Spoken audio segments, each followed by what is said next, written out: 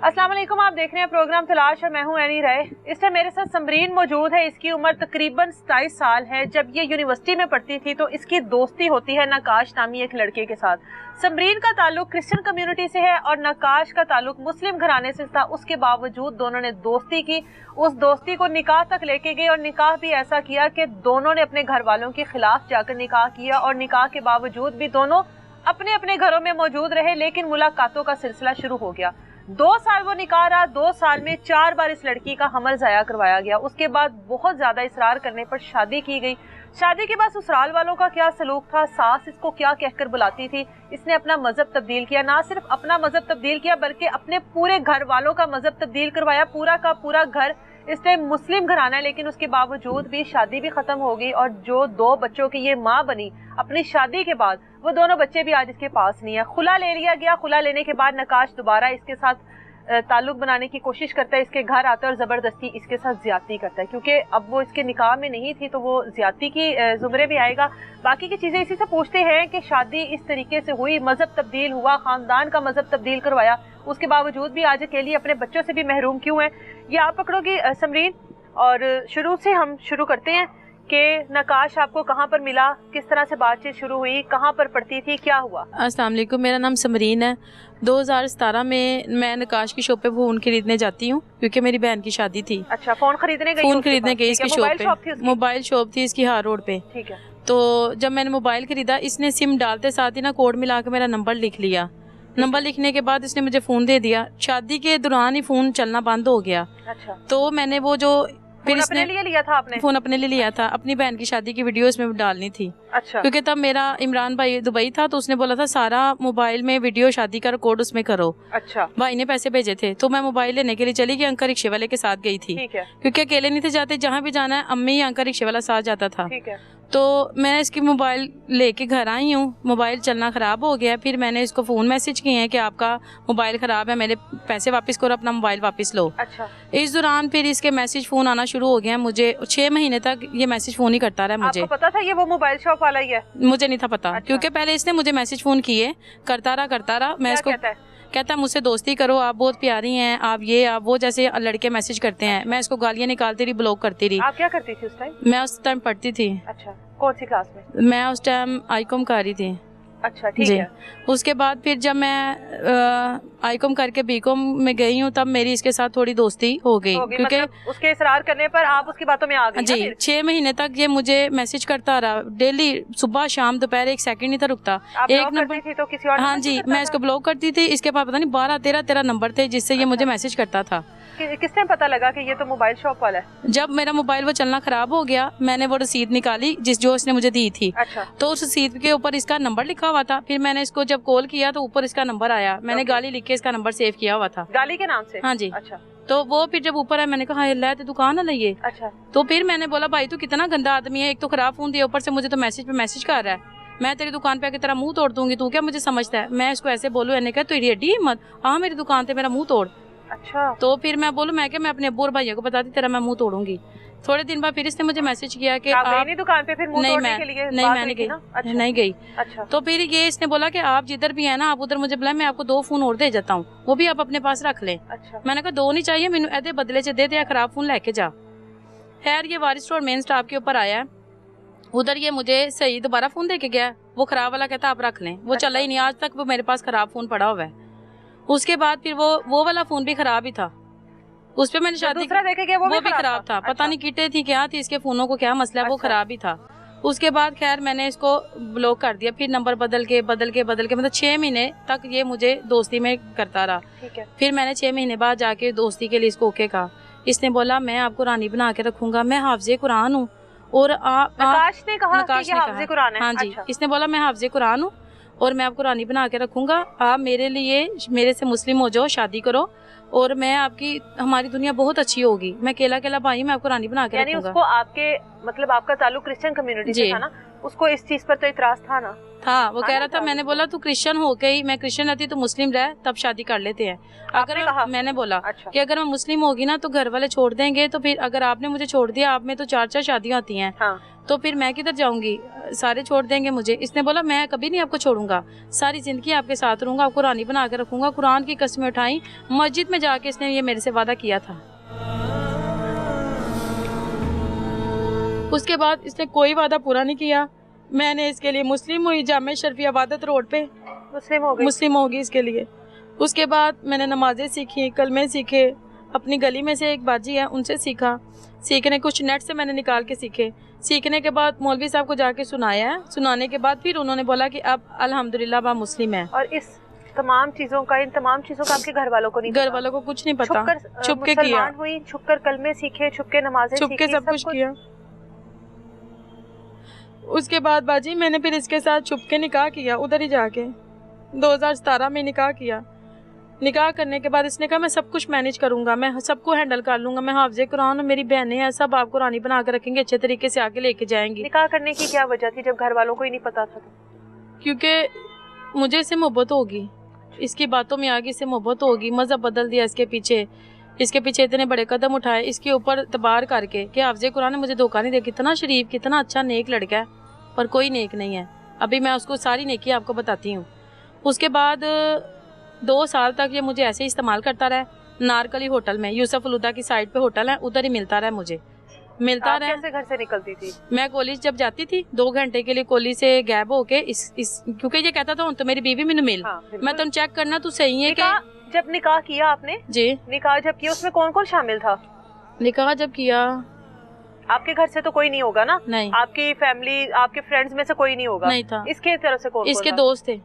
और निकाह कहाँ पर किया था? जामे शरीफ इबादत रोड पे। मतलब प्रॉपर आपने निकाह किया? प्रॉपर निकाह किया, इस्लामी तरीके से निकाह हुआ है मेरा। मतलब आप किसी अदालत वगैरह में नहीं? अच्छा ठीक है, मेरे पास उनका वो फतवा भी है। ठीक है, आपने निकाह कर लिया। जी। उसके बाद मुलाकात शुरू होगी। मुलाकात होगी। इसने मुझे अगले दिन ही बोला अब तू मेरी बीवी है, मेरे से मिलने आ। मैंने कहा निकाश ऐसा नहीं होना, मैं खानदानी लड़की चाहे अपनी मर्जी की है, मैं अपने घर वालों को मनाऊंगी, तुम अपने घर वालों को बताओ। मेहंदी बरात वलीमा धूमधाम से शादी करनी, मैंने ऐसे नहीं जाना। इसने बोला ऐसा नहीं हो सकता, मैंने तुझे चेक करना है कि तू सही लड़की है कि खराब है, आना पड़ेगा तुझे। इसने मुझे चैलेंज किया। ठीक, मतलब 3 महीने तो ये मेरे साथ इस तरह मतलब बात करता रहा। आखिरकार मैं कि मेरा बंदा है, निकाह हो गया, चलो चली जाती हूँ। फिर मैं इसके साथ जब होटल गई, फिर ये आए दिन 2 हफ्तों में 2-2 दफ़ा मुझे बुलाता होता था मेरे से मिलना। मुझे 4 दफ़ा हमल हुआ है, 4 दफ़ा इसने ज़ाया कराया। जब पहला हमल हुआ था ना, तब इसने अपने घर पे बता दिया, घर वालों को बता दिया कि इस तरह मैंने छुप के निकाह किया है, एक क्रिश्चियन लड़की को मुस्लिम करके शादी की है और उसकी ये कंडीशन है। उसकी अम्मी ने कहा जो मर्जी करो, बच्चा ज़ाया होना चाहिए, असी उन्हें कबूल नहीं करना। ए लोग अंदरों कोड़े ही होंदे ने, इन्हां दे दिल 'च नफरत होंदी है, साफ नहीं होंदे, चूड़े गंदे लोग होंदे ने, असी इन्हूं अपने घर दी नूंह नहीं बनाना। ये नकाश को बोला। नकाश ने मुझे बोला समरीन तुझको ज़ाया करना पड़ेगा, नहीं तो मैं तेरे से शादी नहीं करूँगा, मैं हूँगा तो और बहुत बच्चे, तू ये ज़ाया करना पड़ेगा, नहीं तो जा। मैं अब कहूँ कि ना, अब मैं लड़की रही, मतलब मुस्लिम भी होगी, इसके साथ मिल भी लिया, मेरा तो सारा कुछ तबाह हो गया, अब मुझे इसकी बात माननी पड़ेगी, मैं मजबूर थी। इसकी अम्मी और इसका अब्बू मुझे समनाबाद कोई क्लिनिक है उधर लेके गए। अच्छा। उधर से उन्होंने मेरा बच्चा कराया पहला। उसके बाद कुछ दिन गुजरे, मैं इतनी कंडीशन में बुरी अपनी अम्मी के घर पे रही कि सब देख के इन्हें कुछ होया है, पर मैं बोलूँ कि कुछ भी नहीं, बस तबीयत दूसरी खराब है, नहीं ठीक भाभियाँ मेरी फौरन समझ गई इन्हें कुछ होया है। 3 मेरी भाभियाँ, तीनों को मैं झूठ बोलूँ कि भाभी कुछ भी नहीं होया, बस तबीयत खराब है। मतलब अम्मी को भी मैंने बता दिया, अम्मी मेरी ने मुझे मारा भी, रोई भी। अम्मी को क्या बताया आपने? कि मैंने इस तरह निकाह कर लिया, निकाह किया। अम्मी को बताया? मुसलमान हो गई? हाँ जी, अम्मी को बताया। मुसलमान होने के बाद फिर अपने घर में सुकून से रह सकती थी आप? नहीं, चुप के रह। जाहिर है, देखो ना, वो सब तो उनका तो उसी मजहब से ताल्लुक था ना, आप मुसलमान हो गई, तो आपके लिए मुश्किलात नहीं हुई फिर? बहुत मुश्किल हुई। इतना छुप के मैं नमाज पढ़ती थी, कभी कॉलेज में नमाज पढ़नी, दिल करना कि अल्लाह पाक से मदद मांगू, अल्लाह पाक ये मैंने क्या किया, अगर किया तो मेरी मदद कर। क्योंकि बहुत सारे लोग कहते थे तू कीता, तेरे से इम्तिहान आएंगे, वो इम्तिहान तो पार करने ने, तो मैं यही समझती थी ये इम्तिहान है, ये अल्लाह की तरफ से इम्तिहान है। पर इतना नहीं था पता कि ये इसके इम्तिहान है, ये इसकी बदकारियाँ हैं। मैं गलत आदमी से शादी की है, मुझे उसकी सजा मिल रही है। दोस्तों के घरों पे मैंने नमाज पढ़ी है छुप के, अपने घर पे किसी को महसूस नहीं कराया। जब घर पे कोई नहीं, भाई काम पे जाते थे, भाभियाँ अपना काम करती थी, कुंडी लगा के नमाज पढ़ती होती थी इसकी खातिर और अल्लाह की खातर कि अल्लाह पाक मेरे लिए मदद कर, मेरे लिए रास्ते खोल, इसको अच्छा कर दे, मेरे लिए सानियाँ पैदा कर दे। उसके बाद 4 बच्चे जाया हो जाने के बाद एक तो इसके घर वालों ने आकर आपका जाया करवा दिया ना जी, बाकी 3 भी उन्होंने कबूल नहीं किया। उसके बाद उन्होंने बोला एनू तू नहीं मिलना, एनू ਅਸੀਂ ਤੈਨੂੰ ਦੱਸਨੇ बहाने ना तू ਇਹਨੂੰ किंज छड्डना है, अच्छा एन तू तलाक देनी है। उन्होंने अच्छा कहता, इधर से मुझे कहा कि समझी टेंशन ना लो, मैं आपके साथ हूँ, मैं आपसे शादी करूंगा, परेशान ना, मुझे थोड़ा टाइम दो। मुझे ऐसा कहता रहा, पर वो मुझे मिलता रहा 2 साल। उसके बावजूद वो हो गया। हाँ जी, क्योंकि वो मुझे फोर्स करता था, तू मुझे मिलेगी नहीं, मैं तुझे डिवोर्स कर दूंगा, तू मेरी बीवी, तूने नहीं आना तो किसने आना है। खैर मैं उसके लिए जाती रही 4 दफा, फिर मतलब 3 दफा फिर इसने जाया कराया। वो भी तीनों बार इसके घर वालों ने करवाया? वो तब फिर नकाश ने मुझे गोलियां ला के दी थी, वो मैंने खाई, कैप्सूल थे 2 वो मैंने खाए, तो वो उससे कंडीशन हो गई थी। उसके बाद फिर आके जब मेरी हालत खराब होगी और इसके साथ मैंने बहुत लड़ाई किया, मैंने कहा अब तू मुझे तलाक ही दे दे। अच्छा। उसके बाद फिर 2019 में ये मेरे से शादी करता है, धूमधाम से शादी होती है। आपने अपने घर वालों को बता दिया? मैंने सिर्फ अपनी अम्मी को बताया था। अच्छा। कि अम्मी का क्या रिएक्शन था? अम्मी ने कहा कि तू कर लिया है सारी तेरी। अम्मी को बताया है सब कुछ? अम्मी को बताया था। तो मैंने बोला अम्मी कि अब मैंने कर लिया है तो अब मेरी आप शादी कर दो उसके साथ। घर वाले पूछेंगे तो यही बोल देना कि मतलब मैं ऐसे शादी करके गई हूँ, बड़ी मुश्किल से उसके घर रात रुकी हूँ, अगले दिन फिर अपने घर आ गई हूँ कि अब्बू क्या इधर गएगा, किधर को गई रात को। उस शादी में अम्मी शामिल हुई? बस अम्मी थी या मेरी जो फ्रेंड थी ना बाजियां, वो शामिल हुई थी। अच्छा। और मेरा एक ताया मुस्लिम है, वो था शामिल हुआ, मतलब कुछ जो मेरे रिश्तेदार मुस्लिम थे वो आए थे बस। ठीक है। घर वाले नहीं थे, सिर्फ अम्मी थी। ठीक है। अम्मी ने पैसे लगाए, सोना भी दिया इसको, गोल्ड भी डाला इसको, सोने की चेनें, सोने के दिल, सोने के ब्रेसलेट, दुबई की अंगूठियां इसको डाली। इसके घर वालों को सारों को कपड़े दिए, सोने के इनको बालियां दी, इसकी बहनों को धूमधाम से मेहंदी बरात वलीमा किया। मैं आपको तस्वीरें दूंगी सारी। अच्छा। डोली में बैठ के मैं कसम दुनिया जान के मैंने अपनी शादी पे कराई कि अगर मैं अपनी मुस्लिम होके अपनी मर्जी भी की है, पर फिर भी अम्मी जो मेरे शादी तुसी करनी सी पर उस तरह ही तुसी करो, अगर भावें नहीं भी कोई शामिल, मेरी जिम्मेदारी है, मैनू कदी धोखा नहीं देगा। शादी की तकरीबात आपकी मुसलमानों वाली हुई, प्रॉपर। आप भी मुस्लिम थी, वो भी मुस्लिम था, ठीक है, प्रॉपर तरीके से शादी हुई। हाँ। उसके बाद शादी के अगले दिन ही इसके बाप ने ये शर्त रखी, अगर तू इत्थे रहना ना तो जो निकाह के ऊपर शर्त लिखी ना, पाकिस्तानी 50 लाख रुपए अगर ये तुझे तलाक देगा, ठीक है ना, तो ये तुझे माफ करनी पड़ेगी। मैंने बोला मुंह से करूंगी, ऐसे लिख के नहीं करूंगी। वो कहते लिख के करना पड़ेगा। मैंने कहा मैंने नहीं करनी। उसके बाद इन्होंने मतलब मैंने घर आना था लाजिम, क्योंकि किसी को पता नहीं था मेरी शादी हुई है। मैं घर आ गई, अगले नकाश ने 2-3 हफ्ते मेरे से रब्ता ही नहीं किया। अच्छा। कह रहा जी मेरे घर वाले कह रहे तुझे तलाक दो, तुझे माफ करना पड़ेगा। अच्छा। नहीं तो मैंने तुझे तलाक दे देनी। मैं कहूँ नकाश आप ये कैसे करे, आपने तो कहा था मैं हाल में तेरा साथ दूंगा, सिर्फ एक दिन मेरे लिए कुर्बानी कर दे, मतलब जो पहला बच्चा जाया किया था, लाइफ में कभी कुर्बानी नहीं तुझे देनी पड़ेगी। तो उसके बाद इतनी कुर्बानियां दी, इतनी दी। आखिरकार इसके बाप ने बोला कर, मैंने बोला मैंने नहीं करना। फिर मुझे बेटी वाली कंडीशन होगी। फिर जब बेटी पैदा होने वाली थी ना, फिर इसके बाप ने खाली पेज लिखा।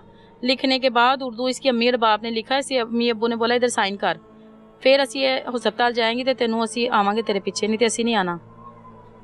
उस दौरान कंडीशन ऐसी थी, घर पे बताया, घर पे लड़ाई, भाइयों ने लड़ाई, मतलब बड़े मामला खराब हुए। उस टाइम तो फिर सबको पता चल गया, किसको क्या बताती, कैसे शादी की, किधर की, उन्होंने जो मुझे निकाल दिया था। हाँ। खैर फिर भी मतलब बड़े बुरे हाल मैंने देखे हैं। अपना घर वालों से छुप के अपनी दोस्तों के घरों पे, छतों पे मैं सोई हूँ। कॉलेज की जो फ्रेंडें थी उनको मैंने बोला, उन्होंने बोला तेरे भाई मजहब का तेरा मसला है, सब तेरे पीछे पड़े हुए हैं। मैं लोगों के घरों पे, छतों पे सोई हूँ। 6वें महीने मेरी बेटी हुई है, गर्मियों में। अच्छा। रोटी भी मेरी दोस्त नहीं थी देती, उसका इतना भला है कि उसने मुझे अपने घर पे छत पे रखा है, पर रोटी एक टाइम की देती थी वो। और ना मेरे पास काके के दूध के पैम्पर थे, ना दूसरा किसी भी चीज का नहीं था। सजीरियन मुझे बेटी हुई ऑपरेशन से, ऐसे ही मैं उसके घर पे ऊपर छत पे गर्मी पे लेटी रहती थी। उसकी वजह से मेरी बॉडी पे निकल आए दाने बहुत ज्यादा, और मेरी बेटी भी बीमार होगी गर्मी से, ना पंखा तो ऊपर। उसके बाद फिर मैंने अपने किसी दूर के रिश्तेदार, मुस्लिम है वो भी माड़े थे, गरीब थे, उनको मैंने मतलब नंबर निकाल के कॉल किया कि मेरी थोड़ी मदद करें, मैं भी मुस्लिम हुई हूँ तो इधर प्रॉब्लम है। घर वालों को मैंने नहीं बताया, मेरे से ये गलती हुई है, मुझे रख लो। फिर उनके घर इतनी दूर पिंड में मैं गई, उधर गई तो उनके घर पे पीछे ये खेत थे सारे। वो कह रात इधरों सप आई जाता, रात इधरों आया जाता। मैं अब डरूँ, मैं कि ये ना सप आए मेरी बेटी ना या मैनू ना वड़ जे। मैं डरा, मैं कहा मैं इत्थे भी नहीं रहना, किथे रवां, अपना घर बाहर दुनिया दी ऐशो एसी, मतलब भरावां दी मोहब्बत। अच्छा। फिर उसके बाद बाजी फिर मैंने दर दर के धक्के खाए अपनी बेटी को लेके। मुझे सबने निकाला कि तू मुसलमान हुई है, तू जा, जिदी खाता तू सारा सलाम कबूल किया ना अपने घर वाले ने छुट्टिया, ओदे घर ही जा, ये ओदा बच्चा तो ओदी खातर ही तेरी जिंदगी खराब की थी, तो ओदे घर ही जा। उस टाइम तो आपकी वो पहली बेटी थी ना? मेरी पहली बेटी थी, हाँ जी। फिर मैं इसके घर गई, अपने कुछ मतलब मुस्लिम बाजियों को लेके, कि बाजी मेरे साथ चले, मेरी मदद करें। अच्छा, लेकिन आपने वो शर्त नहीं अपनी? नहीं, मैंने नहीं खत्म की, वो आपने लिख कर नहीं, मैंने नहीं लिख के किया। उसके बाद बाजी फिर इन्होंने मुझे रखा, थोड़े दिन रखा। उसके बाद नकाश ने ना मुझे 2020 में मतलब बेटी हुई, 21 में फिर इन्होंने मुझे रखा। रखने के बाद मेरी बेटी वहीं से लेके ना, मैं सोई हुई थी, अपनी बेटी को फीड करा के, मेरी बेटी मेरे से उठा के ना अपनी नंद के घर लेगी, मेरी सास। अच्छा, बुशा के घर लेगी, अपनी बेटी के घर ले गई, मेरी नंद के घर ले गई। तो मैं बेटी ढूंढी, मेरी बेटी नहीं मिल रही। मुन्नू कह रहा निकल जा इत्थों, साड़ी बच्ची सी, साड़ा खानदान से रख ले, तू निकल। बता रही थी कि आपको किचन में नहीं जाने देती? हाँ जी, ना मुझे किचन में जाने देती थी, ना मुझे बर्तनों को हाथ लगाने देती थी। कह रही थी कि तू क्रिश्चियन है, तू पलीत है, तू काली बसूरी है, साढ़े किचन से तू नहीं आना। आप तो मुसलमान हो, मैं तो अल्हम्दुलिल्लाह हो चुकी थी, हाँ जी, कलमे सीखे आपने, पर वो फिर भी मेरे से इतनी नफरत करती थी। उसके बाद बाजी तो उसकी बड़ी तकलीफ देती होगी, बहुत रोती थी, मरती थी, उसके पाँव भी पकड़ती थी, उसके पाँव दबाती भी थी, उसके सर पे तेल भी लगाती थी। वो काम करवा लेती थी? हाँ जी, वो काम करवाती थी, घर की सफाइयाँ कराना, कपड़े धुलाना, पर किचन में नहीं जाने देती थी, ना अपनी रोटी भी नहीं पकाने देती थी। पका के तो सिर्फ एक रोटी तो थोड़ा सालन देती सी, कहती यही खाना बस, कुछ भी नहीं हो देती थी। शोर को बताती थी, वो कहना सी तेनू बर्दाश्त करना पेगा। अच्छा, ठीक है ना, एक दिन समरीन है, जो सारियां दी शादी हो जाएगी, फिर तेरी हुकूमत ही आएगी, तो बर्दाश्त कर, जड़ तो कहते ने। ठीक है। खैर बड़ी मुश्किल से बर्दाश्त करती रही। फिर एक दिन उन्होंने मेरी बेटी उठा के ना अब बुशा के घर पे ले गए। उसके बाद मैं रोती रही, परेशान, मेरी बच्ची किधर, उन्होंने क्या साड़ी सी ऐसी रख ली, तू इथों निकल। अच्छा। मुझे मार के निकाला। हर बार यही मसला होता था, यही मसला था, तू चली जा। हाँ जी, बच्चा दे गया तो तू चली जा। अच्छा। मैं उसके बाद अपनी अम्मी के घर चली गई, रोती रही, पिटती रही, इधर बता उधर बता, किसी ने नहीं सुना। फिर अपना कोई रिश्तेदार है क्रिश्चियन, उसने अल्लाह के नाम पे मेरी मदद की, मुझे वकील करा के दिया। मैंने 2021 में आलिया नीलम के पास केस किया। आलिया नीलम जस्टिस जो है, उन्होंने मेरी बच्ची मुझे लेके दी। मैं बच्ची लेके अपनी अम्मी के घर आ गई।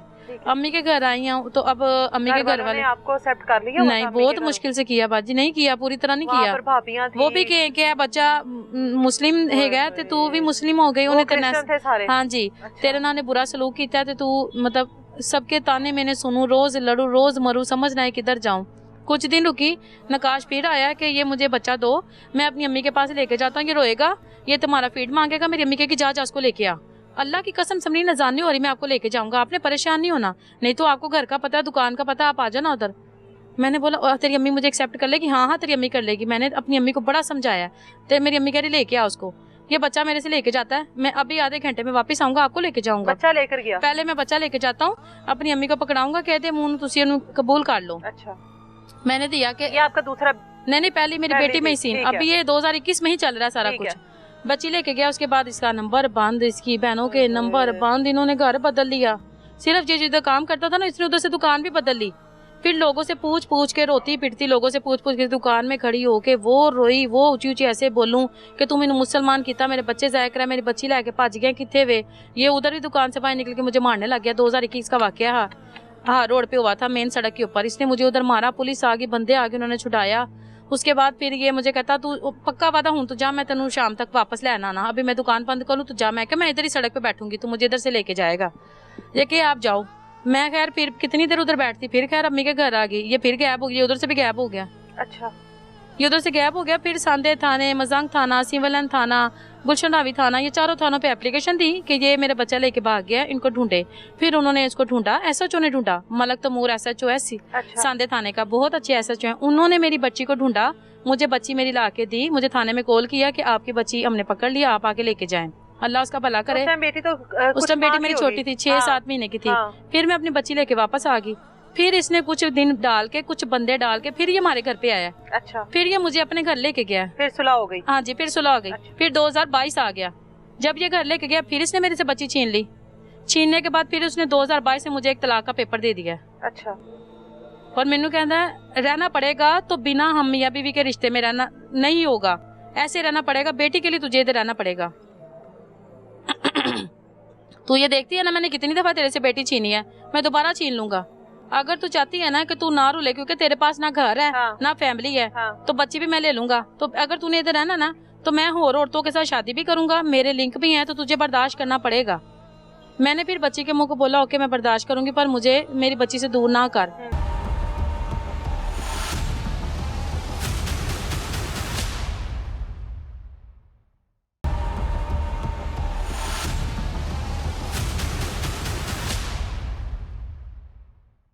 फिर मैंने इसको बोला कि खुदा के लिए मुझे अपनी बेटी के लिए अपने घर पे रख लो, मैं आपके जूतों पे रोटी खाऊंगी, पर मुझे मेरी बेटी से दूर ना करो क्योंकि मेरे पास रहने की कोई जगह नहीं है। तुम्हारी खातिर मैंने पूरी दुनिया छोड़ दी है। उसके बाद फिर मैं इसके घर पे रहने लगी। इसकी अम्मी ने बोला इसको तलाक दे, 2022 आ गया, इसको तलाक देगा तो ये डरेगी। नकाश ने मुझे 2022 में तलाक दिया। अच्छा। उसके बाद 2-3 महीने इसके साथ मेरा कोई रिलेशन नहीं था। घर आ गई? नहीं, मैं उधर ही थी। अच्छा। तलाक लेके उसके घर पे ही रह रही थी। अच्छा। अपनी बच्ची के लिए, क्योंकि मेरी बच्ची फीड करती थी, मैं उसके घर पे ही थी। ठीक है। तलाक लेने के बाद फिर तलाक लेने के बाद 2 महीने गुजर गए। ये रूम में भी नहीं था आता। अच्छा। रूम के अंदर वैसे मुझे देखता था पर रूम में नहीं था आता। तो उसके बाद एक दिन इसने फिर से मेरे साथ कंडीशन किया, मेरे से मिला तलाक देने के बाद भी। अच्छा, वो एक ही तलाक दी थी? हाँ ना? जी, एक ही तलाक दी थी। हाँ। उसके बाद मुझे हो गया फिर से। उसके बाद फिर ये रातें कहीं और गुजारता था, दिन कहीं और आता था। मैं अपनी बेटी के आसरे उसके घर पे रहने लग गई। रोती थी, मरती थी, बर्दाश्त करती थी बेटी के मुंह को।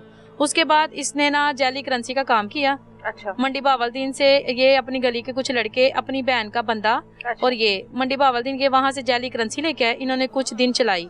चलाने के बाद उसी लड़के से पूछा ये तू किधर से लेके आया? ये चले गए 2022 में पेशावर जाली करेंसी लेने। अच्छा। 5 लाख की जाली करेंसी लेके आया। जो ये लेके आया इसने मुझे दिखाई भी, अपनी बहनों को भी दिखाई। सारी इसने जाली करेंसी बेड की चादर के नीचे ऐसे बिछा के ऊपर चादर बिछा दी। अच्छा। एक लड़का पकड़ा गया, 3 लड़के भाग गए। 3 लड़के भाग गए। अब जो पकड़ा गया था वो के मैं नकाश तेरा ते तेरे बिनोई दा नाम ते अली मोटे दा, मतलब सबके नाम मैं लूंगा, जो मेरी आंखों के सामने स्टोरी हुई। इसने फिर कहा कि मैं किधर से पैसे लाऊं, मैं तो चोट के टू काम भी नहीं करता, मैंने तो दुकान भी छोड़ दी है। इसने हार रोड भी अपने दुकान में पैसों का धोखा किया अपने बॉस के साथ, उसने इसको दुकान से निकाल दिया। अच्छा। उसके बाद ये आईमी नंबर चेंज कर चोरी के फोन नो को लेके सारे 2 नंबर ही काम करता रहा। अच्छा। इसके बाद 1000 के नोट थे। ये उनको बहाने से लड़कों के साथ जाता था, बच्चे 7 लड़की गली के लेके उनको थोड़े देता था, उनको कहता था कैश कराओ, तो वो 1000 करके इसने कैश कराया। अब वो जो लड़का फंसा हुआ था ना वसीम, वो अब इसको फोन करे, बोले अगर तू मुझे यहाँ से नहीं ना छुड़ाएगा तो मैं तेरे पूरे इलाके में और तेरे ऊपर FIR कराऊंगा। अच्छा। ये परेशान कि कैसे करूं अब मेरे बेटे की कंडीशन। इसने फिर मेरे से मदद मांगी कि आपकी अम्मी सरकारी मुलाजम है, अच्छा। आपका भाई बाइट के मुल्क है, मेरी थोड़ी सी मदद कर दो, सिर्फ ये आखिरी मदद कर दो समरीन, मुझे बचा दो। हाँ। नहीं तो जाली करेंसी में मुझे पकड़ के ले जाएंगे। तो आपके तो घर वालों ने वैसे आपको निकाल दिया, इधर मेरी अम्मी निकाल देगी, किधर जाओगी? मैं फिर डरूं कि मेरा कौन आसरा बनेगा? हाँ। कम से कम हुरैन की वजह से तो आसरा है ना। फिर बाजी मेरी अम्मी ने मुझे मेरे जेज में बड़ी चीजें दी थी। AC दिया था मुझे जेज में, फ्रिज दिया था, रजाइयाँ, बिस्तरे, बर्तन, बड़ा कुछ था, वो मैंने सारा बेचा। अच्छा। इसके लिए बेचा। बेचने के बाद इसको पैसे दिए, कुछ अपनी अम्मी से पकड़े, फिर मैंने इसकी माँ को दिए। अच्छा। इसकी माँ ने बोला कि तू पैसे ले ते नाल अपना को कजन मेरे साथ भेजा था, इसकी चाचे का मुंडा था वो था, और साथ नकाश गया मास्क वगैरह पहन के। नकाश पिछली सीट पे बैठा, हम अगली सीट पे बैठे थे। 2022 की बात है। हम जब गए हैं पेशावर, इतनी बुरी कंडीशन में 9वें महीने में गई, इतनी दूर पेशावर, उधर से वकील कराया, उधर से वकील कराया, उधर से उसने सारा कुछ लिया। 1,80,000 रुपया उस वकील ने हमसे लिया। लेने के बाद उसने वसीम को छोड़ा। वसीम को हम उसी तरह अपनी गाड़ी में बिठा के लाहौर लेके आए। लाहौर लाने के बाद ना वसीम का हमसे कोई राब्ता, ना ताल्लुक, ना नकाश ने उससे अच्छा। बात की, इनकी आपस में लड़ाइयाँ हो गई। अब मैं बोलूँ नकाश तेरी वजह ना मेरी चीज़ा विकिया ने, मतलब मेरा जो जेज था अब मुझे लेके दे। वो कहते कोई चीज चूज नहीं है, जब देखूंगा फिर लेके दूंगा। फिर मैं रो मरू के ऐसी वजह ना मेरा भी नुकसान हो गया। अच्छा। उसके बाद मैं क्या नकाश जी दुनिया दर्द इधर हुई है, मेरा सामान मुझे दो, मैंने तेरे घर पे नहीं रहना, तेरा मेरा वास्ता लिंक खत्म, ठीक है? बेटा भी हो गया? बेटा भी हो गया था। घर वालों का मजहब जो तब्दील हुआ वो किन शराइत पर हुआ था? ये कहते थे कि अगर तूने उधर जाना ना, ये कहते थे कि अगर तूने उधर जाना ना तो वो क्रिश्चियन है, वो भी मुस्लिम हो, नहीं तो तूने नहीं उधर जाना। फिर मैंने अपने घर वालों को आके मिन्नत समाजत की कि आप भी इस्लाम कबूल कर लें, आखिरी नबी को कबूल करें, कलमा पढ़ लें, दुनिया में आ जाएंगे, मेरी खातिर कर लें आप। तो घर वालों को इतराज नहीं था? घर में आपके भाई, आपकी भाभियां, माँ बाप, बच्चे सब थे। इतराज था, पर फिर भी सबने मेरे लिए इस्लाम कबूल किया। अम्मी ने, अब्बू ने, करवाया सबका, भाई का, भाभी का, उनके 3 बेटों का, फिर बहन का, फिर बेनोई का भी कराया। भाभियां तो जाहिर है दूसरे घरों से आई होंगी। वो नहीं थी कर रही, वो कहें कि मेरी अम्मी हमें नहीं घर पे घुसने देगी। हाँ। पर फिर भी वो मेरी खातर, मतलब मेरे भाई ने किया। मेरे भाई ने फिर अपनी बीवी को मनाया, समझाया। अच्छा। कि बानों के लिए करना पड़ेगा। उसके बाद फिर मेरी बहन ने किया, फिर मेरे बेनोई ने था कर रहा, फिर मेरे बेनोई ने किया, फिर उसके बच्चों ने किया। इस तरह करते पूरी फैमिली ने कर लिया। पूरे खानदान ने किया। आधे से ज्यादा तो आपके अपने ही खानदान वाले, अपने खानदान और उन्होंने आपकी खातिर इस्लाम कबूल कर लिया। मतलब मजहब तब्दील करना ये मैटर नहीं है कि क्या किया, मैटर है कि मजहब तब्दील करना एक बहुत बड़ी कमिटमेंट होती है, और आपकी खातिर उन लोगों ने उसको किया। मेरी खातर मेरे घर वालों ने मेरा साथ दिया, कुर्बानियाँ दी, जितना उनसे हो सका उन्होंने मेरी खातर किया। पैसा भी उन्होंने मेरा दिया मेरे लिए, साथ भी मेरा दिया। जब जब इसने मुझे निकाला ना, जो मर्जी हो जाए, फिर भी मेरी अम्मी ने, मेरे भाइयों ने मुझे सपोर्ट किया, मेरा ख्याल किया, जितने जितने जोगे थे वो। उसके बाद 2022 में जब मेरा बेटा हो जाता है ना, फिर ये मुझे घर से फिर से निकाल देता है। कुछ दिन बाद फिर मुझे लेने आता है, मेरा नॉर्मल बेटा होता है, मुझे लेके जाता है, फिर झूठ सच बोल के लेके जाता है। मैं फिर इसकी बातों में आके कि नहीं चली जानी हूं, उनसे ही हो जाएगा। आपकी भी है ना, मैं ये समझती थी बाजी, मैं ये समझती थी कि इसके बच्चे हैं, मैं इसकी बीवी हूं, अभी सही हो जाएगा, अभी सही हो जाएगा, मैं बच्चे लेके किधर जाऊं, ये सोचते हुए मैं इसके घर चली जाती थी। इसने एक रात ना फोन पे आंटियों के साथ, ये फेज 1 से लेके 8 तक मसाजे करने जाता है आंटियों की 5000 जी। ये सारी रात आंटियों से बातें करता है मैसेज पे। जब मैंने इसको बोला कि तू अपनी हरकतों तो बाज नहीं आ रहा, एक तो तलाक दी, तुम फिर से मेरे से मिले, मेरा बेटा हो गया, अब मैं तेरी बीवी हूँ कि नहीं? मैंने कहा तू मेरी बीवी नहीं है, बेटे के बाद अब तू मेरी बीवी नहीं है, बर्दाश्त कर, बच्चों के लिए करना है, इधर नहीं तो निकल। खर्चा देता था तुम्हें? नहीं, खर्चा भी नहीं था देता। उसके बाद बाजी इसने मुझे रात को मुक्का मारा है, मेरा इधर मुक्का लगा है इस साइड पे, दोनों साइडों के दांत टूट गए, मेरे दांत टूट गए ये दोनों। अच्छा। ये इधर वाला भी दांत टूट गया, इधर वाला भी दांत टूट गया। टूटने के बाद इसने मुझे घर से निकलने नहीं दिया कि ये जाएगी तो ये पर्चा कराएगी या अपने जाके अम्मी को बताएगी। मैं उधर ही टूटे हुए दांत में उसके घर पे रही इतनी मार खाने के बाद। उसके बाद जब मैं ठीक हुई, उसके बाद फिर उसकी वही हरकतें, फिर मैंने उधर ही उसके घर पे ही 15 पे कॉल किया, फिर वही हमारे इलाके का एसएचओ आया, उसने गाड़ी भेजा, मुझे और बच्चों को गाड़ी पे बिठाया, थाने लेके आया। फिर मैंने सर को सारी बात बताई कि ये अभी तक मेरे साथ ऐसे कर रहा है। सर ने बोला आप अपने बच्चे लोग गंदे बंदे को छोड़ो, इससे तलाक लो, हाँ, और आप अपनी अम्मी के घर जाओ, हाँ, कहीं जॉब करो, आप पढ़ी लिखी जाके कहीं काम करो। मैंने सर की बात मानी, अम्मी के घर आ गई, फिर रोई, सबको बताया। एक तो शर्मिंदा भी हूँ कि मैंने कदम उठाया और मेरे साथ ये सब कुछ हो रहा है, सबको बताया, रो रो के बताया, सबने कबूल कर लिया। बच्चे मेरे पास हैं, मेरी अम्मी के घर है, मैं सामने मजंग में ब्यूटी पार्लर है उधर काम करने लग गई, उधर से मुझे थोड़े से पैसे मिलते थे, उसका हाँ जी वापिस अपनी अम्मी के घर आ गई, खुद से नौकरी करने लग गई, बच्चों के लिए और अपने लिए। उसके बाद ये कुछ दिन बाद आया, कहता मैंने बच्चों से मिलना है, ठीक है, आपने नहीं जाना तो आप ना जाओ, आप बस बच्चों को दो, मैं बच्चों को घुमा फिरा के मिला के आपको वापस देता हूँ, आप टेंशन ना लो। घर तो पता है आप हर जगह पहुंच जाती है, आप 15 पे कॉल भी कर लोगी, आप टेंशन ना लो, मैं दे के जाऊंगा। मैंने कहा दे के जाओगे? इसने बोला ओके। मैं जो भी ये था फिर यकीन कर मैंने फिर यकीन किया कि बाप है उसका, किधर लेके जाना है, और अगर लेके भी जाएगा मैं 15 पे कॉल करूंगी, पुलिस आएगी, इसको पकड़ लेगी। यही गलती हुई कि मैंने बच्चों को जाने दिया। उसके बाद 3 साल हो गए, मेरे बच्चे मुझे नहीं मिले, सबके नंबर बंद, किराए पे रहते हैं, पता नहीं किधर है, मुझे किसी का कुछ नहीं पता। 2022 का लेके गया, 23 चढ़ गया, 23 में इसने पता नहीं कैसे झूठ बोल के, इसकी बहन का जो बंदा है ना वो वकील है, उसने झूठ बोल के कोर्ट में केस किया कि बच्चों की जो कस्टडी है वो मुझे दी जाए। इसकी माँ, इसकी बीवी क्रिश्चियन हो गई है, गंदी औरत थी, खराब थी, ये थी वो थी, सारा कुछ मेरे बारे में लिखा हुआ है। बच्चे जज ने पता नहीं उसको कैसे दिए, मुझे नहीं पता, ना मुझे किसी का फोन आया, ना कोई नोटिस आया, मुझे कुछ नहीं पता। 23 के बच्चे इसने रखे हुए हैं। 23 का मैंने केस किया, फिर आलिया नीलम के पास केस किया। आलिया नीलम ने बोला बच्चे आपके किधर है? मैं क्या बाजी मुझे नहीं पता। उन्होंने बोला पुलिस को आप बताएं। पुलिस को मैंने बोला जो घर पर आना था वो घर पे ताला लगा, वो वैसे भाग गए हैं, हाँ। सबके नंबर भी बंद है। उसने बोला बीबी तू सानू दसेंगी तो फड़ना है ना जाके, हाँ। मैं बोलूँ भाई मुझे नहीं पता किधर है, वो नंबर ही है वो भी बंद है, मुझे नहीं पता किधर है। उन्होंने जाके बोला बीबी तो हमें घर ही नहीं दिखा रही। तो पुलिस का काम है ना ढूंढना। वो कहते हैं हम कैसे ढूंढे, पुलिस जीन ने, पुलिस कहाँ से ढूंढे, आपने बताना आपके बच्चे किधर है, हम उधर से पकड़ेंगे। मैं बोलूँ भाई वो ताले लगा के भाग गए, मुझे नहीं पता किधर है। खैर उधर से केस रिजेक्ट हो गया। 24 में फिर इसी तरह ढूंढती रही, कभी इधर किसी को बोलूँ कि तुसी इत्थे आंदा है तो दसना, कभी किसी को 24 पूरा ढूंढती रही, नहीं मिले। 25 में भी पूरा ढूंढती रही, नहीं मिले। अब 25 में मैंने आके ना, मुझे किसी के जरिए पता चला कि ये अभी भी आंटियों की मसाजे भी कर रहा है, गंदे काम भी कर रहा है, और एक आमना अशरफ आंटी है उसके साथ ये गंदे काम भी कर रहा है, 8 महीने से उसके साथ रिलेशन में है, ठीक है। और मुझे मारने की और मुझे फंसाने की उसके साथ प्लान कर रहा है। उसी ने बताया, उसी ने सब कुछ दिखाया है। किसी के जरिए वो हमारे पास आई और सारा कुछ हमें बता के दिखा के गई, वो भी मेरे पास सारे सबूत प्रूफ हैं। अच्छा। उसके बाद बाजी मैंने बोला कि ये इतना गंदा बंदा जिसके लिए मैं 9 साल हो गए मजहब बदल दिया, बच्चे किए, मारे कुटे खाई, इसने मेरे दांत तोड़े, बाल काटे, मेरी बाजू तोड़ दी, बाल भी मेरे काटे थे, इतने मेरे ऊपर जुल्म किए, मैं फिर भी बर्दाश्त करती रही कि नहीं मैंने मजहब बदला है, मैंने कदम उठाया है, मैं बर्दाश्त करूँ, आज नहीं कल नहीं ठीक होएगा, आज नहीं कल नहीं ठीक होएगा, नहीं हुआ। वो ये औरतों के साथ भी अब करने लगे, ये तो मैं बर्दाश्त नहीं कर सकती। जब मुझे ये पक्का पता चल गया ना कि अब ये गंदे काम पक्के कर रहा है, तब मैंने इसे 6वें महीने खुला ली। अदालत के जरिए नुशाबा मुश्ताक से तलाक ली जजी से। अच्छा। उससे तलाक लेने के बाद वो जो मोहरे लगी हुई टेस्टेड पेपर थे ना, वो मैं यूनियन काउंसिल में जाके दे के आई और अपने डॉक्यूमेंट देके और 4000 रुपया उनको दे के आई। अच्छा। कि आप मेरी ये खुला कर दें। ठीक है। उन्होंने बोला बीबी 3 से 4 महीने लगेंगे खुला होने में, उसके बाद आपको हम पेपर देंगे, फिर हाँ। आके पक्की खुला होगी। मैंने बोला ओके। 3-4 महीने बाद उन्होंने मुझे कॉल किया कि आपके पेपर रेडी हो गए हैं। मैंने कहा भाई मैं लेने आती हूँ। मैं और चाचू जाके उनसे पेपर जाके ले आए हैं।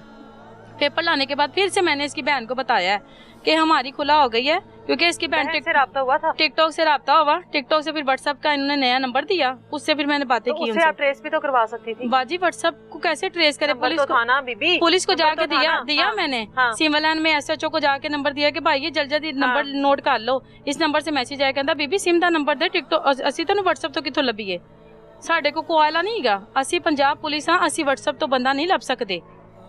उन्होंने बंदा नहीं ढूंढा।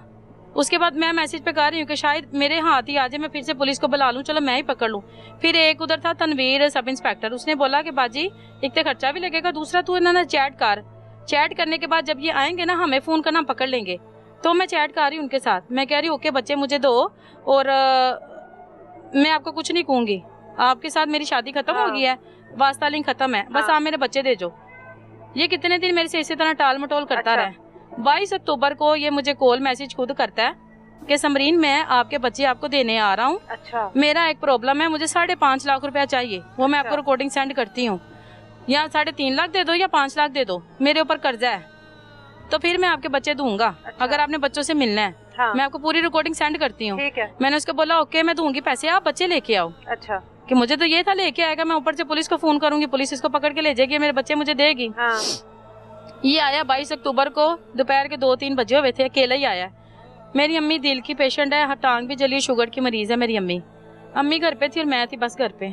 उसके बाद ये आया, आके बैठ गया, बड़े अच्छे तरीके से सलाम दुआ की। मैं भी अंदर से गुस्सा कर रही हूँ कि इसका मुंह तोड़ दूं, पकड़ के इसको मारूं, इसका मुंह तोड़ दूं, या अब इधर से इसको नहीं इतला दी थी कि ये आ रहा है या इसने आना है, ये नहीं, सब कुछ क्यों? मुझे ये था कि ये बच्चे देके जब। अच्छा, मुझे एक चीज की बड़ी हैरानगी है कि आपने इस आदमी के साथ इतने साल गुजारे, इतने धोखे खाए, उसके बाद हर धोखे के बाद आपको दूसरे धोखे पे लगता रहा कि ये बदल जाएगा। हाँ जी बाजी, क्योंकि वो बात ही ऐसे करता है। वो तो आज से बात करे ना 1 मिनट में कुरान पाक उठाएगा। वो भी मेरे पास चैट पड़ी है जिसपे उसने कुरान पाक उठा के बोला था कि अब मैं आंटियों से गंदे काम नहीं करूंगा, अगर मैं करूं मैं अपनी बेटी से अपनी बहनों से करूं, आपके सिवा मेरा कोई नहीं है। तो अगले ही दिन उसी टाइम ही वो और औरतों के साथ गंदे मैसेज कर रहा है। आपके घर आ गया? आप अकेली थी? मैं अकेली थी, मेरी अम्मी घर पे थी। हाँ। इसने बोला माँ जी जाओ जरा कुछ खाने ले, बच्चे मेरे दोस्त लेके आ रहा है। अच्छा। क्योंकि इसका भाई तो कोई नहीं है, दोस्तों के साथ ही फिरता रहता है। अब मैं क्या अम्मी ले आएगा, दोस्त बच्चे लेके आएगा ना, फिर पुलिस को बुलावांगे, अमरीन भी बुला लो, मतलब मेरी बहन भी बुला लो, सारे बुला लो, चाचू ने भी बुला लेना। मैं घर वालों को ये बोलूं अम्मी मेरी खाने के लिए लेगी। बाहर वाला हमारे 2 दरवाजे हैं, बाहर वाला खुला हुआ है, अंदर वाला इसने ऐसे बंद किया है और हमारी 4 पाइयां बिछी हुई हैं अंदर कमरे में। ये मेरे से करना शुरू हो गया। मैंने 9 गिनती की चपेड़े इसको मारी बाजी, बहुत कस के मारी थी इसको। मेरी चपेड़ों से भी कुछ नहीं हुआ, मेरे साथ किया, मेरे कपड़े भी फट गए मेरे साथ की। उसके बाद दोबारा फिर ये कर रहा है, मैं इसको मारी गालियां निकाल रही हूँ और मैं इसके साथ लड़ी जा रही कि तू बच्चे नहीं बुलाए, तू मैं की करता हूँ, मैं तेरी बीवी नहीं गई, मेरी इद्दत चलती पई है, मैंने अब तेरे से खुला ले ली, तूने ये गलत किया है, मैं अभी पुलिस को बुलाऊंगी। मेरे मुंह पे हाथ रख रहा है, मुझे और मार रहा है। इतने में मेरी अम्मी बाहर थी हमारी, वो गालियां गलौज के अंदर की लड़ाई की बातें सुन रही थी। उसने 15 पे कॉल की, पुलिस आ गई। पुलिस जैसे आई है दरवाजा उन्होंने खोला है, इसने मतलब खड़काया, इसने खोला है, पुलिस ने देख के वो डर गया। मैं भी हैरान हो गई कि मतलब तू जो किया हूं मैं तेनू दसांगी, तो बच्चे लेके आया। मेरे मुंह पे इतना रोना, खौफ ज्यादा, मुझे चोटें भी लगी थी। पुलिस ले जाती है हमें, ले जाने के बाद अगले दिन जाके, उस दिन पर्चा नहीं कटता, ये उसी टाइम ना पता नहीं किसके नंबर पे कॉल करता है, उसके नंबर से इसके पास उधर वकील भी आ जाते हैं, इसके यार दोस्त भी आ जाते हैं, ये सिफारिशें भी करा रहा है एसएचओ को। पुलिस को कहा नहीं कि इस पे केस चल रहा है, मुझे बच्चे चाहिए मेरे? कहा था। अच्छा, बच्चे मंगवा दे। तो हाँ जी, हाँ जी ये आ गया था। मैंने बोला इसने बच्चों के लिए आया था, इसने ये काम मेरे साथ किया है, पहले भी गलत करता रहा, अभी भी गलत कर रहा है। तो उसने बोला बीबी ये तेरा कोर्ट का मसला सान ना दस, अदालत च जा, बच्चे जिथे ने ना तू आपी अदालत में जा, अदालत ढूंढेगी, ऐसी नहीं ढूंढने। एसएचओ ने मुझे ये बोला। उसके बाद एसएचओ उसका पर्चा ना काटे, कभी तू अन्नी मोटी ते तेरे नाल करती, किस तरह करती है, तो झूठ बोल रही है। मैं कहा सर ने मेरे ना की है, एसएचओ ने मेरी वो बेइज्जती की, वो मेरे से गलत गंदी बातें की कि ये इसने तेरे साथ नहीं किया, तूने खुद किया है, जबकि वो भी तो झूठ बोली जे केस ने मुझे खुद पकड़ा है, खुद पकड़ के किया मेरे साथ। खैर अच्छा बाजी, अगले दिन जाके ना उस रात हम थाने में रहे हैं। अगला दिन चढ़ जाता रात के 3 बजे। डीएसपी का दफ्तर है किला गुज्जर सिंह, उधर हम गए। उधर डीएसपी ने मेरे से मेरी बात सुनी। सुनने के बाद, पेपर देखने के बाद उसने बोला, मेरी कंडीशन भी देखने के बाद बोला कि हाँ बच्ची के साथ हुई है। डीएसपी ने मेरा पर्चा काट दिया। अच्छा। पर्चा काटने के बाद ये पुलिस की कस्टडी में आ जाता है।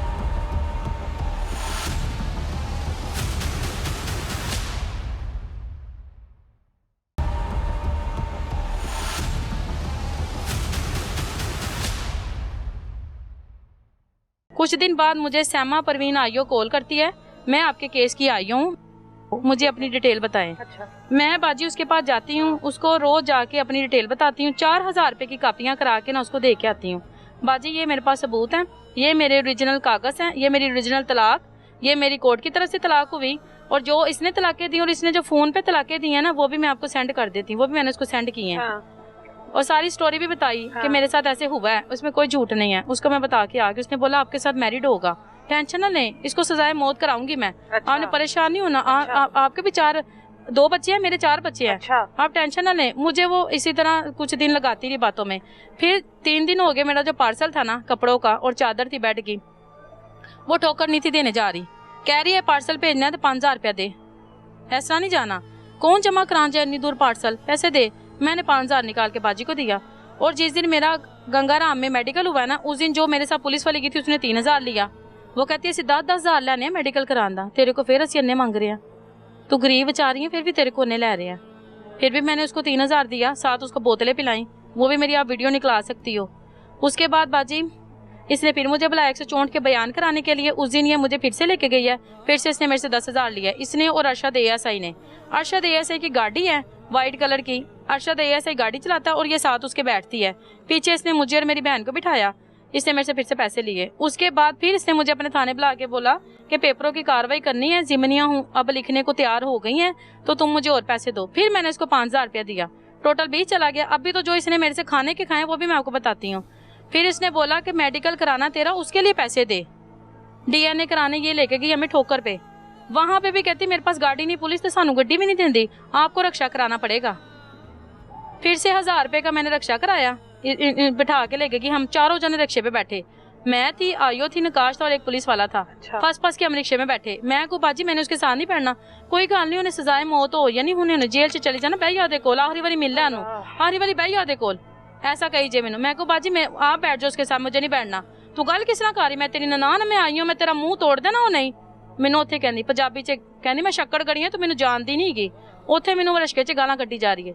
चुप करके खैर मैं बैठ गई, कट्ठी कुट्ठी होके मेरे साथ वो बैठ गया। अब वो बैठे गई जा रहा, समरीन मैनू मौका दे, मैनू माफ कर दे समरीन, सारिਆਂ ਨੂੰ ना दस वेला समरीन इत्थे मैनू छड्ड दे, बच्चे लैने लै लै। मैं कहा तू जेड़ी मेरे नाल ज़ना कीता ना, तू ओहदा मुੱਲ दे, 10 साल तो जेड़ा मारिया कुटा ओहदा मुੱਲ दे, बच्चे ते मैं तेरे को लै ही लैने, मेरे बच्चे ने, तू एहदा मुੱਲ दे जो तू मेरे नाल ज्यादती करके गया। अच्छा वो कह रही खैर चल छड्ड दे समरीन, चल चल चल सुलह कर दे, चल एक मौका दे ओनू। वो सैमा मुझे कह रही, मैं कह रही नहीं बाजी चुप करके चलो। उधर गए हैं, उधर हमें पूरा दिन इंतजार कराया, उसने मेरा डीएनए नहीं कराया, डीएनए नहीं कराया। शाम को फिर मुझे अपने थाने बुलाती है और मुझे कहती बाकी के पैसे। मैं क्या बाजी तुसी इसलिए नहीं ऐसे डीएनए कराया, तुसी करा के दे दे, मैं आपको ना देती। फिर आप मुझे कहती, फिर भी खैर मैंने उसको पूरा 50,000 रुपया दिया, सैमा को रशद को, दोनों के कुछ किया आपने, दोनों को हाथों में पैसे भी दिए, इज्जत भी गवाई, हाँ जी, ख्वार भी हुई, मारे भी खाई। बच्चे तो फिर भी नहीं है ना आज पास, नहीं है पास, घर तो फिर भी खराब हो गया, सब कुछ तबाह हो गया, जिंदगी के ऊपर एक टैग लगा लिया आपने, हाँ जी, हर चीज पे बर्बादी फेर दी, तो बच्चे भी गए। इसकी जिम्मेदार मैं खुद भी हूँ क्योंकि मैंने नकाश के साथ तबार किया। पर नकाश उससे ज्यादा मकार आदमी, जो लोगों की बहन बेटियों को बरगला के शादी करके उनको इस्तेमाल करके बच्चे जाया करके आज वो आंटियों के साथ है, आज वो मसाजे कर रहा है, आज वो चोरियां डिकेटियां कर रहा है, वो इन कामों से नहीं हटा। और उसको सपोर्ट करने वाला उसकी बहन का बंदा वकील है कि जहां भी वो पकड़ा जाता है वकील झूठ बोल के उसको जाके बचा लेता है। उसके बाद सबसे बड़ी जिम्मेदार ये सैमा है, सैमा परवीन है जिसने उसको बरी किया है। सैमा को मौत होनी थी और बरी सैमा के 4 बच्चे उसको चाहिए, सैमा को उसके फूल चाहिए, सैमा को उसकी वर्दी चाहिए, सैमा ने ड्यूटी करनी है, सैमा ने अपने घर जाना है। मुझे मेरे बच्चे नहीं चाहिए, मुझे मेरी ड्यूटी नहीं चाहिए, मुझे मेरे बच्चों के साथ नहीं रहना। अब देखे 50,000 भी उसको दे दिया है। उसके बाद सैमा फिर से बुला के मुझे गालियाँ निकालती और मुझे मारती है कि तू मेरी शिकायत जाके सिविल लाइन का शम्स तब्रेज़ इन्वेस्टिगेशन का इंचार्ज है, वो मेरा भाई बना है क्योंकि मैंने इस्लाम कबूल किया। उसने कहा तुम्हारी बहन बेटी है। मैंने उसको जाके बोला कि भाई मैंने 70,000 इसको दे दिया, ये फिर भी मेरा काम नहीं कर रही। उसने बोला परेशान ना हो, आप जाके एसपी को इसकी कंप्लेन करो।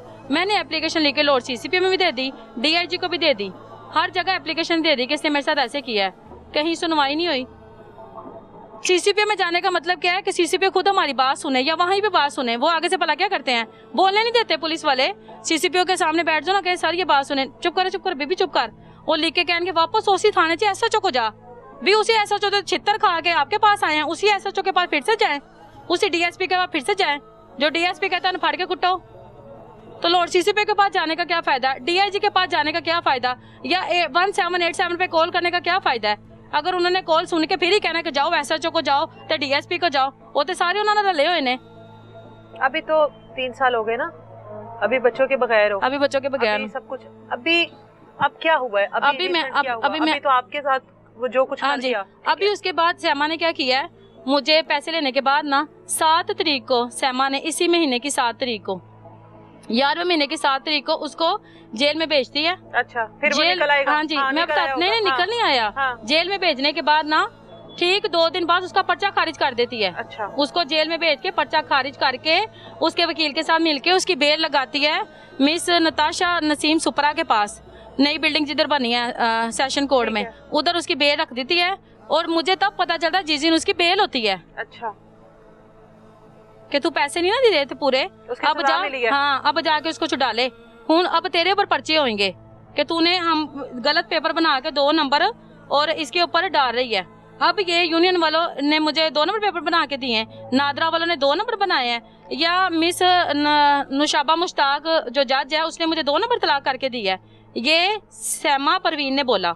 उसके बाद मैंने सैमा को बोला बाजी तो गलत किया है। थोड़ी देर बाद मुझे 16 तारीख को दोबारा से बुलाती है, मेरी वीडियो निकालना उस थाने की। उधर बुला के मुझे सेपरेट कमरे में बुला के कहती है मैनू माफ कर दिया, कम मैं नहीं किया। अच्छा। ए कम एसएसपी मलक नवीद ने किया इन्वेस्टिगेशन वाले ने, क्योंकि नकाश का वकील एक बंदा लेके गया था जो एसएसपी मलक नवीद का क्लास फेलो है। तो उसने कहा तुझे मेरी क्लास फेलो का वास्ता है, तू नकाश का पर्चा खत्म कर दे और उसकी बीवी के ऊपर पर्चे कर। उसकी बीवी जब जेल में होगी ना वो बाहर निकलेगी, ना आवाज उठाएगी, ना अपना इंसाफ मांगेगी, उसको जेल में कर। ये सैमा ने मुझे बोला है कि एसएसपी नवीद ने तेरा पर्चा खत्म किया है। उन्हें कहा सी नहीं करेंगे, तेरी वर्दी लवा दांगा और समरीन नहीं दसना। हूँ एसएसपी मलक नवीद की जिंदगी नहीं तबाह हुई, ना सैमा दी हुई, ना किसी और दी हुई, किदी हुई, मेरी हुई। ना मेरे को बच्चे, ना मैंने इंसाफ मिलिया, मेरा पैसा भी गया, उल्टा मेरे ते उन्होंने पर्चे किए ने, उल्टा मेरे ऊपर सैमा ने पर्चे किए हैं। 420 का 68 का पर्चा मेरे ऊपर किया है। अगर तो बाजी मैं ऑन चैलेंज बोल रही हूँ, अगर मेरे ये पेपर डॉक्यूमेंट जो है जेल नहीं है तो मैं बोलूंगी 25 नहीं 30 साल का मुझे जेल हो, सबके सामने मैं बोल रही हूँ। और अगर मेरे ओरिजिनल है ना तो यही जेल सैमा को होनी चाहिए, नकाश को होनी चाहिए और एएसआई को होनी चाहिए जिन्होंने ये 2 नंबरी की है।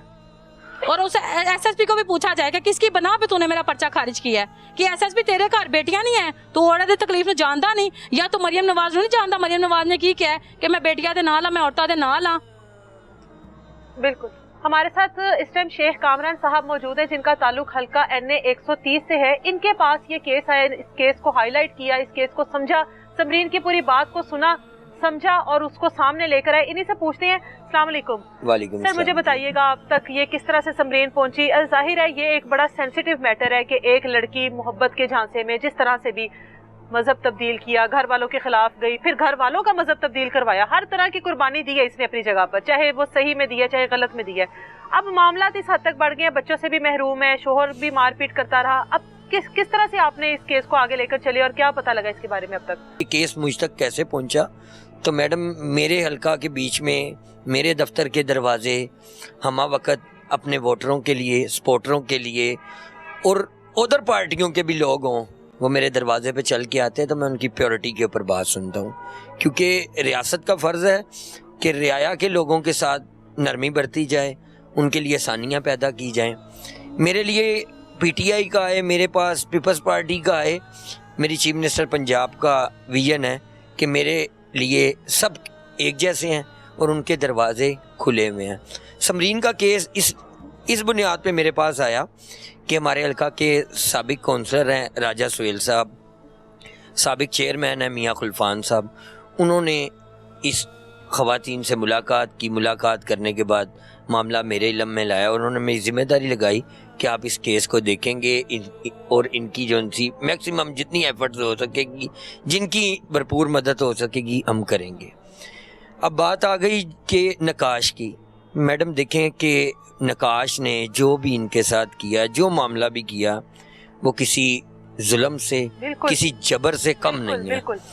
चीफ मिनिस्टर पंजाब मोहतरमा मरियम नवाज शरीफ साहिबा ने अपने पहले खिताब के बीच में असम्बली फ्लोर पर खड़े होकर कहा था, ख़वातीन और बच्चे मेरी रेड लाइन है और जो इस रेड लाइन को क्रॉस करेगा इबरत का निशान बना दिया जाएगा। तो मेरे कायद मियाँ मोहम्मद नवाज शरीफ साहिबा, वज़ीर आला पंजाब मोहतरमा मरियम नवाज शरीफ साहिबा, आपका मुखातिब करके कहता हूँ कि इस मामले का नोटिस लें और मामले की स्टैंडिंग कमेटी बनाएं ताकि समरीन के बाद दोबारा कोई नकाश पैदा होने की ज़रूरत ना करे।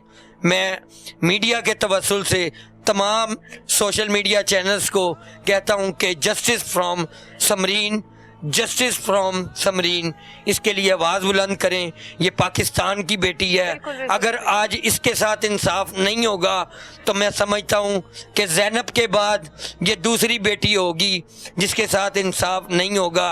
अगर ज़ैनब बिल हुकूमती वानों में पास किया जाता रहा है तो उसके ऊपर अमल दरामद बहुत ज़रूरी है। मैं चीफ मिनिस्टर पंजाब से गुजारिश करूँगा कि ज़ैनब बिल को एक बार फिर पार्लियामेंटेरियन फ्लोर पर खोला जाए, उसको एक बार फिर से बहाल किया जाए और उसके मुताबिक कार्रवाई अमल में लाई जाए और समरीन को इंसाफ दिलवाया जाए। बिल्कुल सही कहा आपने। कुछ एंड पर कहना चाहती हो कुछ? मैं यही कहूँगी, मरियम नवाज मेरे बच्चे मुझे ला दो, जिसने मेरे साथ ज्यादती की है उसको सजा दो, जेल से चटा दो। कहते कोई आदमी किसी औरत को हाथ लगाए मैं उसका हाथ काट दूं, तो वो मेरे साथ रेप करके गया, उसको क्यों नहीं पकड़ा? और वो मेरे बच्चे लेके गया, हुआ नहीं मिल रहे, अदालत भी नहीं बात सुनती, ना पुलिस वाले सुन रहे। मरियम नवाज का कौन है? तुम ढूंढ दो मेरे बच्चे, मैं बहुत तकलीफ में हूँ बाजी, मुझे मेरे बच्चे चाहिए, मुझे इंसाफ चाहिए। साहबा ने मेरे ऊपर पर्चे किए, वो बोल दिया मैं तुझे जेल में भेजूंगी ताकि तू किसी को ना जाके बताए मेरे साथ ज्यादती की है, किसी को तो बताओ ना, मेरी मदद करो बाजी।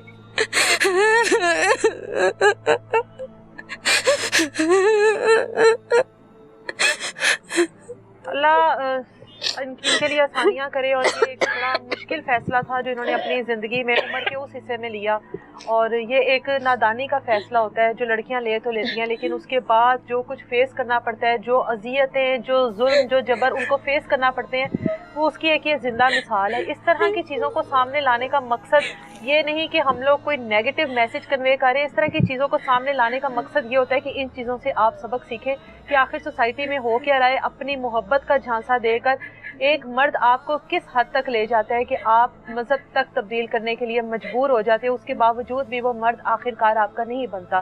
3 साल से अपने बच्चों की शक्ल नहीं देखी, उस माँ को किस तरीके से सुकून आ सकता है वो आप लोगों के सामने है। उम्मीद करते हैं कि समरीन को इंसाफ मिलेगा, और ये हम सब लोगों की दुआ है, और आप लोगों से भी रिक्वेस्ट है कि दुआ करें इसके लिए कि 3 साल से जो अपने बच्चों को देखने के लिए तरस रही है, अपने बच्चों को देखे। और इस तरह का आदमी जो कि जिसके किरदार के बारे में इसके पास हर तरह का सबूत मौजूद है, जिस आदमी की एक एक चीज़ के बारे में इसके पास इंफॉर्मेशन है कि वो किस किस हद तक गलत काम करता रहा और किस तरह से उसके गलत कामों के ऊपर पर्दापोशी की जाती रही, उस आदमी को सबसे पहले कटहरे में लाया जाए, उसकी इन्वेस्टिगेशन की जाए और पता लगाया जाए कि वो किन किन चीज़ों में मुलविस है। मिलेंगे दोबारा किसी नई तलाश के साथ। इजाज़त दें मुझे। अल्लाह हाफ़िज़।